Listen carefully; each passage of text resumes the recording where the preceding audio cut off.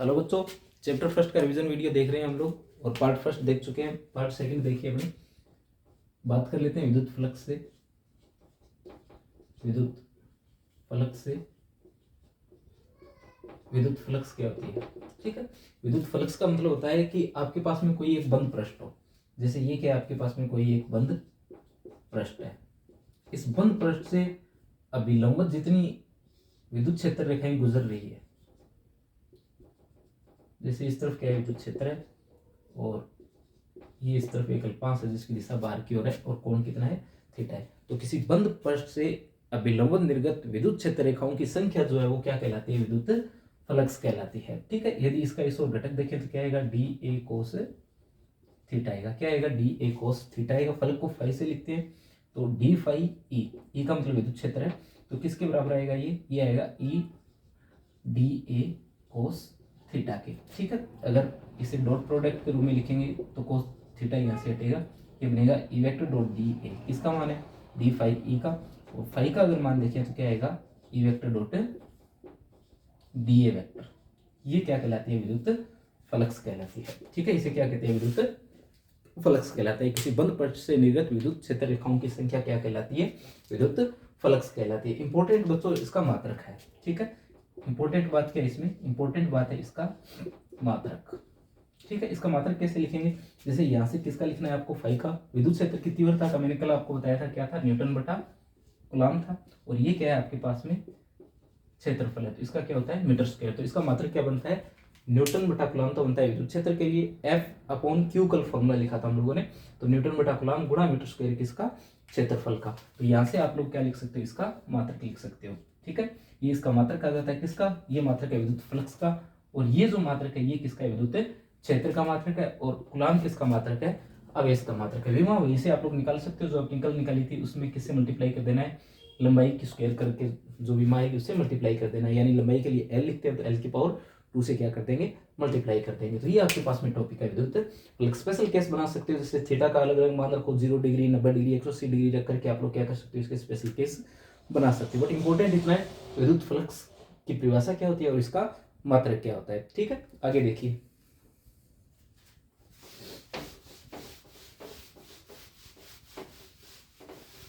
आज अपने मेनली जो बात करने वाले हैं वो बात करने वाले हैं गॉस के नियम की।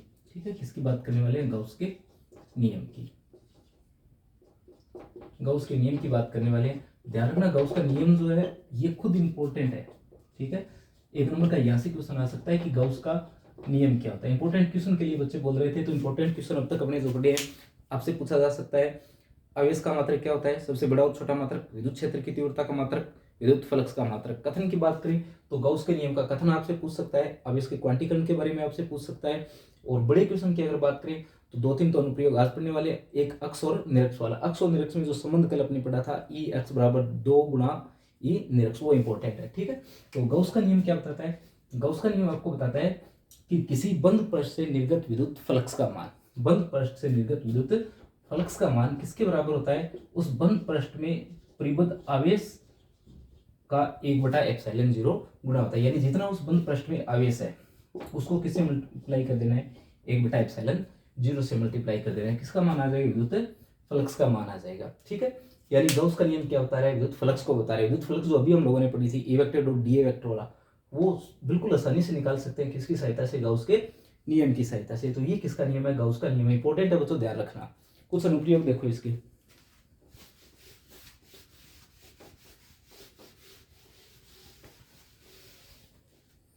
देखिए, एक अनुप्रयोग आता है इसका, अनंत लंबाई का तार, अनंत लंबाई के तार के लिए। ठीक है, बिल्कुल शॉर्ट में आपको बता रहा हूँ ये। तो अनंत लंबाई का तार अगर आपको दे रखा हो और उसके लिए आपको क्या करना है, विद्युत क्षेत्र की तीव्रता का मान ज्ञात करना है, तो गॉस का नियम आप लोग किस प्रकार से लगाएंगे। जैसे आपके पास में ये क्या है, कोई एक तार है, इसको आपने कितना आवेश दे रखा है, प्लस क्यू आवेश दे रखा है। ठीक है, कितना आवेश दे रखा है, प्लस क्यू आवेश दे रखा है। और ये वो पॉइंट है जिस पर आपको क्या करना है, विद्युत क्षेत्र की तीव्रता का मान ज्ञात करना है। यहाँ से एक अल्पांश लेंगे, दिशा धनावेश से हमेशा बाहर की ओर होती है, तो इस तरफ क्या आ जाएगी, इसकी दिशा आ जाएगी। ये कोण थीटा, ये भी थीटा, ये भी थीटा, ये भी क्या आएगा, थीटा आएगा। तो इस तरफ डी ई वेक्टर आएगा, इस तरफ भी क्या आएगा, डी ई वेक्टर आएगा। ये बनेगा डी ई कोस थीटा और ये भी क्या बनेगा, डी ई कोस थीटा। ये वाला जो है वो क्या बनेगा, डी ई साइन थीटा, और ये वाला क्या बनेगा, डी ई साइन थीटा। ठीक है, तो दिशा अगर आप लोग निकालें तो क्या करेंगे, ये वाले घटक जो है ये तो जाएंगे निरस्त, और ये घटक आपस में क्या हो जाएंगे, जुड़ जाएंगे। तो दिशा किस ओर आएगी, इसकी दिशा आएगी तार की लंबाई के लंबवत बाहर की ओर। कहाँ आएगी, तार की लंबाई के लंबवत बाहर की ओर आएगी। तो ये दिशा है किसके लिए, अनंत लंबाई के तार के लिए। अगर आपके दिए हुए आई, जैसे आपके सिलेबस में दे रखी है अपरिमित लंबाई की अपरिमित लंबाई की एक अचालक परत दे रखी है, अपरिमित लंबाई की अचालक परत। अगर इस अचालक परत के लिए भी आपको क्या निकालनी हो, दिशा निकालनी हो, तो बिल्कुल इसी प्रकार से निकालेंगे। और यहाँ क्या बना लेंगे, एक परत बना लेंगे जिसको कितना आवेश दिया गया है, क्यू आवेश दिया गया है। ठीक है, तो इसी प्रकार से किसके लिए दिशा निकाल लेंगे, इसके लिए निकाल लेंगे। तार के लिए पूछे तो सिर्फ तार का डायग्राम रखेंगे, और परत के लिए पूछे तो परत का डायग्राम रखेंगे। दिशा दोनों की किस ओर आएगी, तार की लंबाई के लंबवत बाहर की ओर, और इसके लिए परत की लंबाई के लंबवत तल के लंबवत बाहर की ओर आएगी। इस ओर क्या आएगी, इसकी दिशा एक। तो दिशा मैंने दोनों की आपको एक साथ बता दी। अब अपनी बात कर लेते हैं दोनों के लिए परिमाण की। देखिए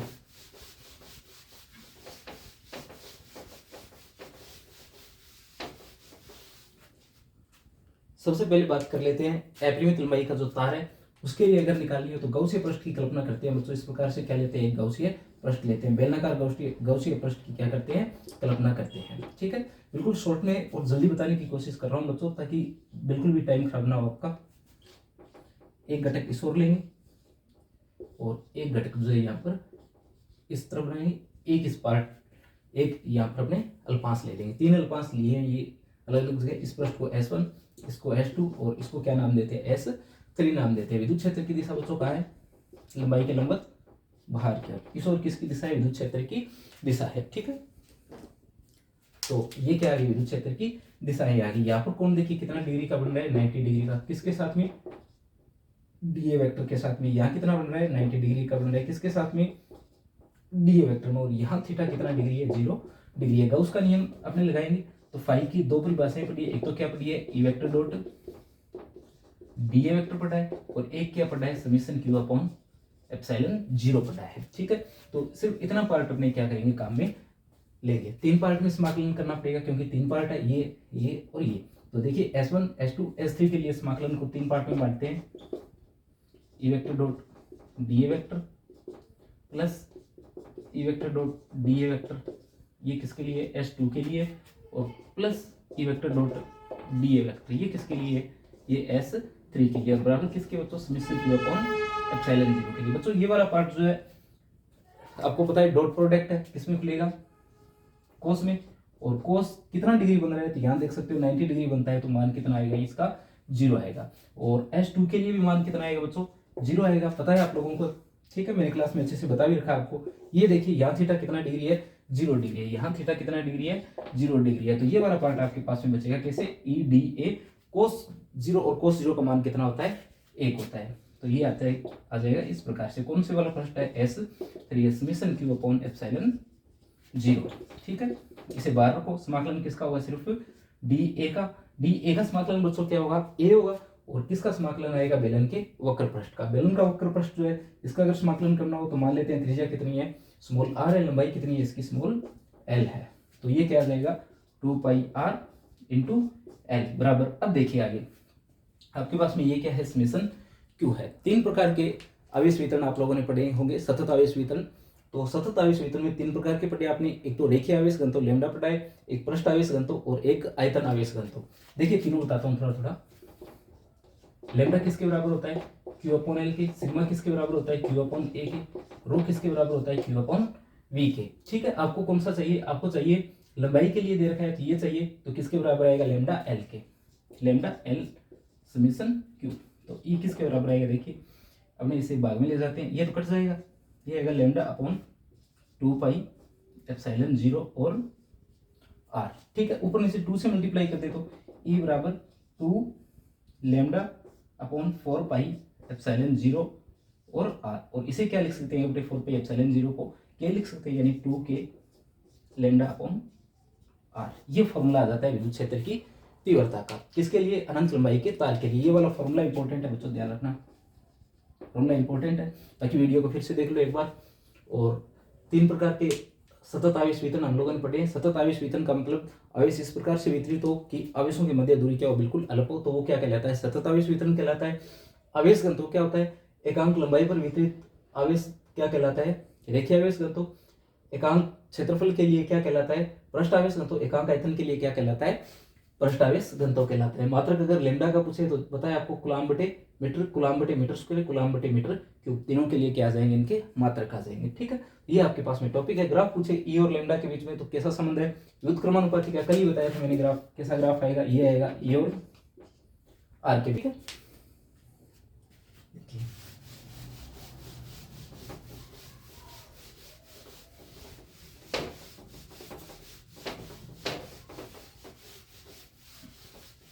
अब देखिए बात करते हैं अपने परत की, बात कर लेते हैं। अपरिमित अचालक परत की। परत के लिए अभी थोड़ी देर पहले मैंने दिशा आपको बता दी है। परिमाण देख लीजिए आप लोग, परिमाण कैसे ज्ञात करेंगे। तो आपके पास में क्या है, ये एक परत है, ये वाली एक परत है। ठीक है, बेलनाकार पृष्ठ की कल्पना इसके लिए अपने करते हैं, इस तरीके से क्या करते हैं, बेलनाकार पृष्ठ की कल्पना करते हैं। ठीक है, इसे डैश डैश से बना लेते हैं, यानी ये पीछे की ओर है, ये किस ओर है, पीछे की ओर। और कितना आवेश दिया गया है, तो प्लस क्यू आवेश जो इसे दिया गया है। ठीक है, ये पृष्ठ S1 है, ये S2 है, और ये कितना है, S3 है। यहाँ अगर अल्पांश लेंगे तो ई वेक्टर की दिशा तो बाहर की ओर होगी, इस ओर आएगी। इसी ओर कौन है, डी ए वेक्टर है। इस ओर कौन है, इस ओर आपके पास में ई वेक्टर है, और इसी की ओर कौन है, डी ए वेक्टर है। एक वक्र पृष्ठ के लिए लेंगे, इसके लिए दिशा ये वाली आएगी, यानी कितना डिग्री बनाएगी, 90 डिग्री बनाएगी। गॉस का नियम हम लोगों ने अभी पढ़ाया, थोड़ी देर पहले ही पढ़ाया। तो क्या लिखेंगे, ई vector dot D vector summation Q upon epsilon 0। देखिए बच्चों, तीन पार्ट में समाकलन को बांट लेंगे अपने, यहाँ बांट नहीं रहा हूँ, सीधा बता रहा हूँ आपको।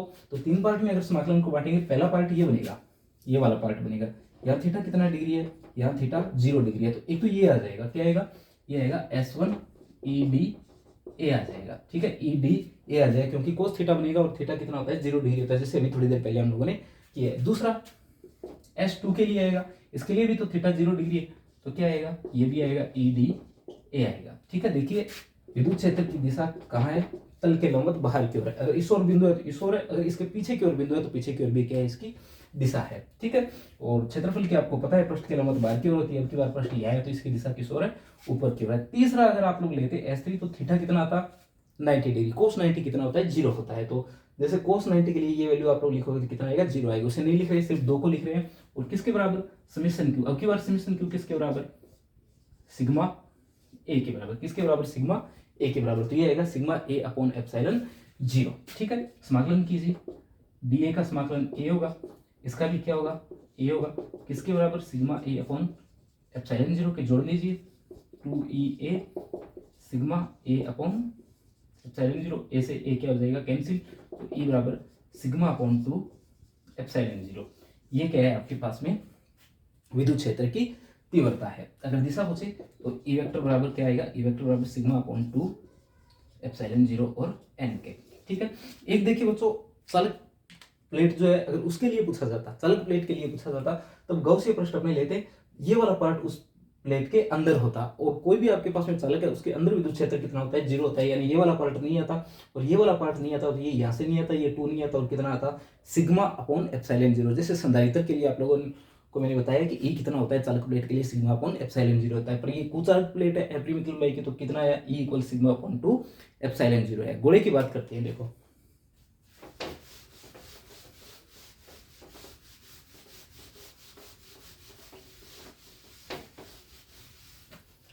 देखिए, गोलीय कोष आपके दे रखा है कि अगर क्या आपके पास में कोई गोलीय कोष हो, गोलीय कोष हो या खोखला गोला हो, एक ही बात है। तो उसके लिए अगर आपको बोले कि विद्युत क्षेत्र की तीव्रता का मान ज्ञात कीजिए, किसकी सहायता से, गाउस के नियम की सहायता से। तो ये मान लीजिए कि आपके पास में क्या है, स्मॉल r त्रिज्या का कोई एक, कैपिटल R त्रिज्या का क्या है, कोई एक गोला है। इसके बाहर स्थित बिंदु पर अगर आपको क्या करना है, पॉइंट P पर विद्युत क्षेत्र की तीव्रता का मान ज्ञात करना है, किसकी सहायता से, गाउस के नियम की सहायता से। तो कितना आएगा, ये आएगा ई vector dot D A vector, किसके बराबर, समेशन क्यू अपॉन एप्सिलॉन 0 के बराबर। किसके बराबर, समेशन क्यू अपॉन एप्सिलॉन 0 के। कितना आवेश दे रखा है आपने इसे आवेश दे रखा है क्यू। कितना आवेश दे रखा है, क्यू, यानी समेशन क्यू तो कितना आ जाएगा, सीधा क्यू आ जाएगा। थीटा कितना है, तो इस और ये डी ए वेक्टर, ये अल्पांश है, इसी साइड आपका बिंदु है, यानी इसी साइड किसकी दिशा है, ई वेक्टर की दिशा है। तो थीटा कितना आ जाएगा, 0 डिग्री। और cos जीरो कितना होता है, एक किसके बराबर, q अपॉन एप्सिलॉन जीरो के। आप लोग जानते हो गोले का क्षेत्रफल क्या होता है, 4 पाई आर स्क्वायर होती है, तो इसका समाकलन कितना आएगा, 4 पाई आर स्क्वायर आएगा। ठीक है, यानी आपको इस पॉइंट पर ज्ञात करना है, तो अपने गौसीय पृष्ठ की जो कल्पना करेंगे ना, वो गौसीय पृष्ठ कुछ इस प्रकार से आएगा। इस प्रकार से क्या आएगा, यहाँ पर गौसीय पृष्ठ आएगा, फिर ये ई वेक्टर आ जाएगा और इस ओर क्या आ जाएगा, डी ए वेक्टर आ जाएगा। तो ये क्या आ जाएगा, क्यू अपॉन एप्सिलॉन जीरो। तो ई किसके बराबर, Q upon 4 pi epsilon zero R square, यानी ई बराबर कितना आ जाएगा, के क्यू अपॉन आर स्क्वायर। कितना आ जाएगा, ई बराबर के क्यू अपॉन आर स्क्वायर। बच्चों एक बार फिर से बता रहा हूँ, ये सिर्फ रिवीजन वीडियो है, कंप्लीट वीडियो नहीं बता रहा, ऊपर ऊपर की बातें आपको बता रहा हूँ ताकि जल्दी से जल्दी आपका क्या हो जाए, रिवीजन हो जाए। ठीक है, इसके आधार पर आपका एग्जाम नहीं होगा। एग्जाम के लिए तो आपको पूरा कंप्लीट पढ़ना पड़ेगा, पर रिवीजन के लिए मैंने आपको बड़ी बड़ी बातें बताई है, जो बातें आपको इसमें क्या है, ध्यान में रखनी है। तो ई किसके बराबर है, के क्यू अपॉन आर स्क्वायर के बराबर है। ये आता है गोले के बाहर स्थित बिंदुओं के लिए। अगर पृष्ठ पर होता तो फिर गौसीय पृष्ठ यहाँ पहुंच जाता और कितना आ जाता,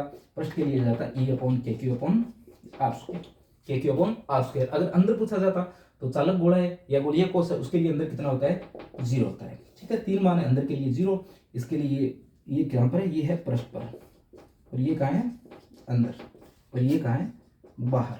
ठीक है, अगर ग्राफ बनाने के लिए बोल दिया जाए तो इस प्रकार से आप लोगों को इसका ग्राफ बना देना है, इस प्रकार से। ठीक है,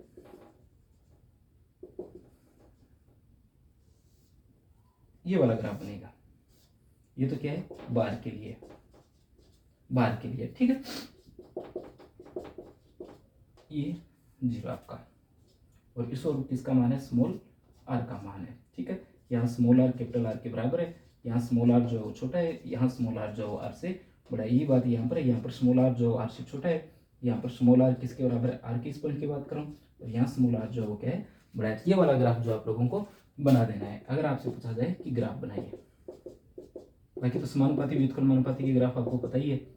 ठीक है, ये क्या है, गोले की त्रिज्या कैपिटल आर। तो ये वाला ग्राफ आपको क्या करना है, इसमें बना देना है। तो कंप्लीट बात कर ली हम लोगों ने किसकी, गोले की। गौस के नियम की व्युत्पत्ति और बता देता हूं थोड़ी आपको, देखना।